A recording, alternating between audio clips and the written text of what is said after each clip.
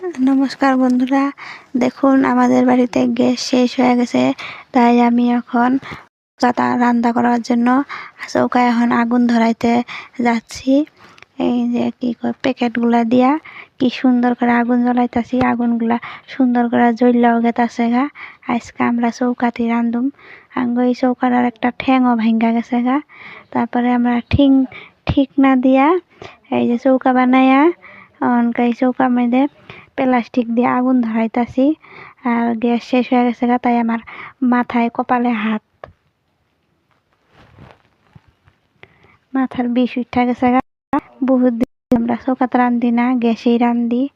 তারপরে কি করুম, খাওয়ান তো লাগবই, তাই লেগা চৌকা মেলেই আগুন ধরাই দিছি। এই যে আগুন ভলাইয়া জ্বলা উঠছে। আর আজকের ভিডিওটা এখানে শেষ করলাম। ধন্যবাদ।